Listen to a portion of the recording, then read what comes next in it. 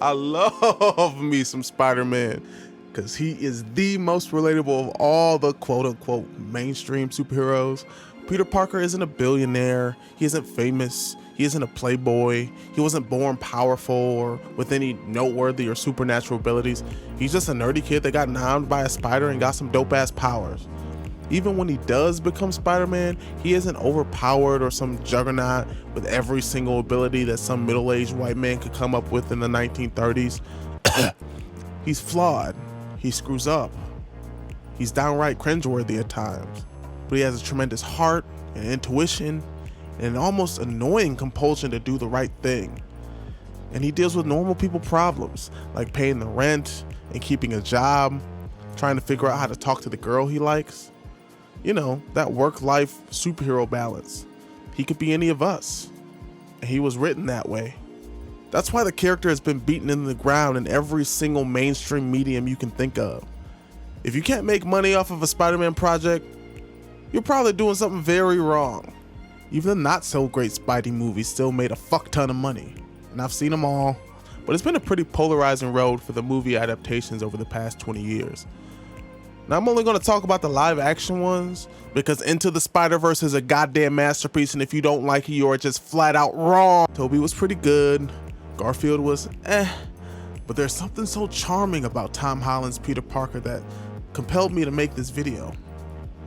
Of all the live-action adaptations, many Spidey fans maintain that Tobey Maguire is the best Peter Parker, Andrew Garfield is the best Spider-Man, and Tom Holland is a good balance of both.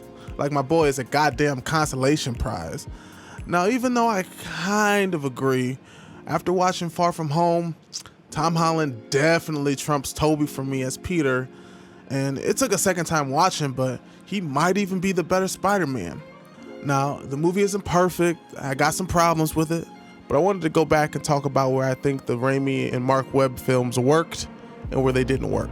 Since Raimi's films were first, I'll start with them. Tobey Maguire is a fucking dork, and not always in the charming way. He is nuclear levels of awkward, and it's not just him. These films were pretty much infamous for some of the most painfully iconic cringe moments in the history of superhero cinema. Your shots are so good. I'd love to shoot you sometime. Peter Parker. I mean, the first time I saw this, I literally face-palmed. Pizza time. The trilogy is described as campy, but that's part of the cheesy charm. It's undeniably Sam Raimi, from the gratuitous screaming shots to the Oldsmobile Delta 88. We know about the pain points from Spider-Man 3. Don't get me started on the fact that Venom was fucking 5 foot 4 inches tall and 162 pounds, and also the emo angst. You'll get your rent when you fix this damn door! But as a whole, Peter is a goddamn bumbling delight. I mean, he's kind of the whitest guy ever. Punch me, I bleed. He's fairly comic accurate, except for the fact that he's fucking 30 years old. He loves science, taking photos, he's shy, he has no idea how to talk to women at first, he's earnest, but a terrible liar, and he's always broke. After he graduates, he even lives in a shitty apartment. But despite all the smear campaigns and the bullying, he never takes the low road and retaliates. Which is why Venom Peter in the third film was supposed to be such a standout. Plus, I mean, come on. Does anybody cry better than this? I couldn't do my lip like this even if I tried. When he puts on the suit though, he's kinda stale. My favorite thing about Spider-Man is the dichotomy between the unsure Peter Parker and that wisecracking, confident Spider-Man. That's one of the things the character's most famous for. I think that's part of the lure that every kid has to superheroes. And Tobey's Spider never really cracks any jokes. I mean, he's the same cheesy Tobey just talking to a fucking bedsheet. And when he does crack a joke, it's bad, like really bad. It's you who's out, Gobby. Out of your mind. Is that even a joke? He never really captures the essence of that confident web slinger. That brings me to Andrew Garfield's Spider-Man. Now let me start off by saying this. Garfield's Peter Parker is a fucking dick. No, really, he's a fucking dick. I won't call his Peter a hipster or complain about him skateboarding. I'm fine with all that. It was a different time, and they wanted a modern take on what a young teenager would be like in 2012, even though he's fucking 30, but I'm fine with that. What I'm not fine with is that Andrew Garfield's Peter is petty as fuck. Like, he just is. He's petty as fuck. I mean, he is straight up a bully at certain points in the movie, or at least the first movie. I mean, look at this and tell me, who do you think is bullying who? And then, after Uncle Ben dies, Flash tries to send his condolences. Look at this. He put the fucking fear of God in this kid, man. And he almost fucking beats his ass just on principle, on sight. I get it. This is right after a great loss, and old Andy Garf does his best to attempt to steal the Brandy Award for the most melodramatic crying from Tobey Maguire. But immediately after this, he goes out on the town and literally tries to kill every dude in town with an arm tattoo, on some Liam Neeson bullshit, on some he fits the description bullshit, on some Ben Lives Matter bullshit. And this is not even Black Suit Spider-Man.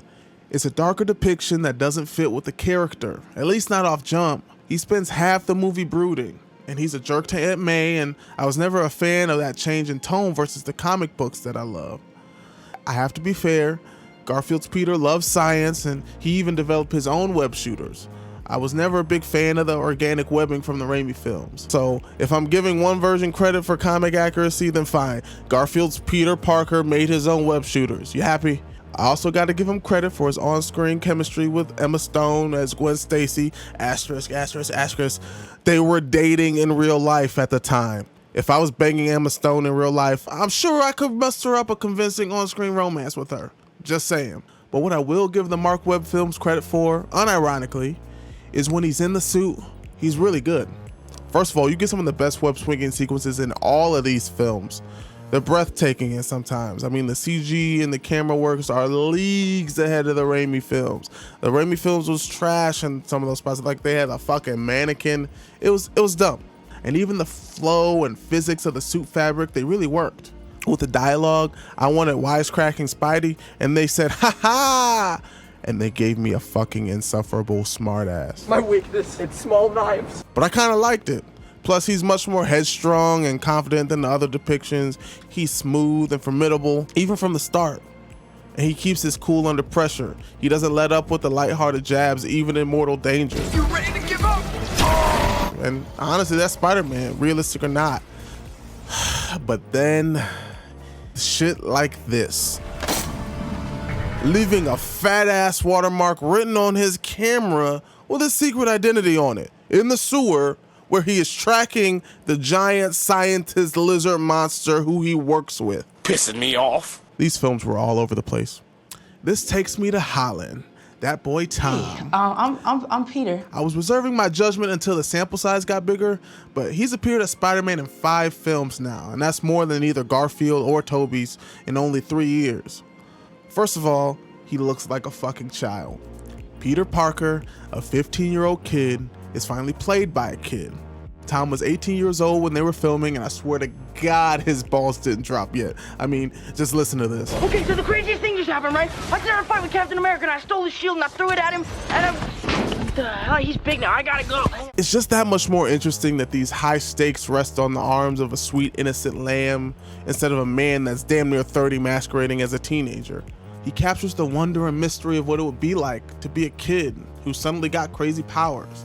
It's why I love him as Peter so much. That and Tom Holland's Peter loves him some chocolate. I mean, the MCU Spider-Man has some serious jungle fever, and I'm here for it. That's probably why they didn't give him any scenes in Wakanda. Oh boy would have lost his damn mind. But anyway, when we first see him after becoming Spider-Man, he's never tormented by it. He embraces it. He never sees it as some curse or obligation. He has a blast discovering his newfound strength and newfound abilities, and he wants to prove himself every step of the way. A huge part of his journey is him continuously thinking that he's ready when he's really not. And that's such a great part of what makes a coming-of-age film work. After all, that's what most Spider-Man films are, coming-of-age films. Tom Holland perfectly depicts that balance of awkward high school insecurity and bumbling buffoonery with discovering new power and untapped potential. In Homecoming, he struggles with adversity both big and small, Like, we see him battle with the superficial morality of whether or not he should use Spider-Man for personal gain to boost his popularity in school. But we also see him disobey Tony Stark in order to try and stop the Vulture and the other threats and step out of that friendly neighborhood role that Tony put him in. And then he loses his suit and he falls from grace and he has to rise into the hero, proving himself not only to Tony, but to himself. His Peter Parkerness is off the fucking charts. Then in Endgame and Infinity War, he's promoted to the big leagues as a full-fledged Avenger and does his damnedest as the little engine that could with stubborn and reckless abandon. His heart is only rivaled by that of fucking Boy Scout McGee, Captain America. But I mean, seriously, every step of the way, this guy does everything he can to say, fuck your power levels, fuck what you think I can do this, and I will do this. And bless his little heart, he tries and eventually gets snapped. I mean, what are you gonna do? And I swear to God, if you didn't at least tear up during this, turn off this video right now and seek psychiatric help because you're a goddamn monster. Then after coming back from the second snap, he sees Tony die in the battle, sacrificing himself, and it shakes him to his core. And that sets up what we see in Far From Home. Tony is the man that Peter always wanted to be. Tony Stark is this universe's version of Uncle Ben. But even deeper than Uncle Ben, because Peter looked up to him as both Tony Stark and as Iron Man. Peter loses his father figure, his role model, and he has to resume high school life after going to space and then dying and then coming back and losing 5 years in an instant. What do you do after that? You go to Europe for a teen comedy vacation straight out of the 80s. But seriously though, Peter's just seen some heavy shit. And now he's a 16-year-old kid that's never even gotten handy before, and he just wants to go to Europe with his boys and try and mac on some girls. You can't really blame him. Europe is dope and Zendaya is incredibly charming as MJ. But what I'm saying here is the reason why this version of Peter works is because they didn't try to make him grow up too fast. At first, one of my issues with this movie and Tom Holland's Peter in general is that he kind of plays off a bit as a joke. I mean, he's straight up Morty from Rick and Morty sometimes. Nothing. Oh, geez, Rick, I don't know if I like this plan. And he gets his ass handed to him on the regular. More than I ever remember Spider-Man getting his ass beat. I was a little annoyed that Homecoming was already a coming-of-age film, and then this movie comes out and he's still coming of age. Again. But that just shows me the studio's commitment to this depiction of Spider-Man. If we're going to get 10 years with him in the forefront like the previous 10 years with Downey in the forefront, I guess they don't have to rush it. They've made it clear that they want to pass the torch from Tony to Peter as the face of the MCU. Yes, Tom Holland is the new Robert Downey Jr. in the MCU. But wait, he's too young and this Peter doesn't have the charisma or the experience of Tony Stark. And I think that's kind of the point. In Far From Home, everyone is looking for that next Tony Stark. And Tony all but names Peter as his successor, even giving him his Google glasses with control of all his tech and weapons. Peter doesn't want that pressure or that responsibility and doesn't think he can live up to it. And then comic mumbo jumbo happens and Nick Fury derails his vacation to introduce him to Mysterio, who's played by Jake Gyllenhaal, who's a powerful superhero from an alternate reality version of Earth that got opened up by the snap that brought everyone back in Endgame. So Mysterio and Peter, they work together to defeat basically Disney Hercules Titans that they call Elementals, and they kind of beat Peter's ass. And as comic book movies normally go, they were just scratching the surface, and the real threat breeds a clusterfuck of circumstances that make up a huge summer blockbuster action flick. I won't spoil anything, but after the slow first half, the second half really picks up, and that's when I really started liking it. It has some of the most creative use of CGI I've ever seen. It was kind of a mix between the reality bending of Inception and Doctor Strange elements, and then the Scarecrow nightmare sequences from Batman Begins, sprinkled with anything you'd ever heard in your life or experienced about an acid trip. Seriously, it was nuts. It was dope. They need a visual effects nomination for it, I swear to God. Now to the not so great. The first half of this movie is just okay. It is straight up a teen comedy, and while most of it was funny, not all of the jokes and physical humor landed to me. Also, I expected them to address my biggest issue with Endgame, and they kind of just half-assed it. I hated that at Endgame, they had such a big time jump. A lot of people think that that 5-year jump was just for extra shock value and added weight of Thanos' victory, but I saw right through that shit. The only reason why they did that 5-year time jump instead of like a 1 year or 2 year time jump is to fucking emotionally manipulate everyone by giving Tony Stark a young daughter who can speak and crack one-liners and otherwise make you go, "Aw," when they eventually kill off Tony. In my opinion, such a big time jump creates more problems than it solves, because my biggest question was, are we supposed to believe that all of his friends got snapped? So you mean to tell me the original Avengers are conveniently not snapped, but every single one of Peter's teenage friends are snapped? I mean, this wouldn't even be an issue if the snap was only 1 year or 2 years, because they would all still be in high school from 15 years old to 17 or 18 or whatever. And they kind of address it. They have a passing joke that one of his friend group, who wasn't in the last movie by the way, was explained to be 5 years older now because he wasn't snapped, and now he's a full-grown man and all hunky and thirst trapping and shit. And I'm like, okay, I get it, you tried. But that one detail about the time jump will always just bother me. But beyond the gripes, the cast is funny. Tom Holland and Zendaya and Jake Gyllenhaal are great. They had a couple genuinely surprising twists along with the obvious ones. I mean, come on, if you know anything about the comics, you know the twist that comes. But there were things that happened that genuinely got me, which is a welcome surprise. Also, in my opinion, this movie had the best and most significant mid-credit scene in all of the MCU. I lost it. Now, I didn't like this movie as much as Homecoming, which is still my favorite, but I think anyone that had any doubt that Holland can hold his own as the new It Man in the Avengers can rest assured, because the theme of the movie was pretty much Peter doesn't have to be the next Tony Stark. He just has to be the best Peter Parker he can be.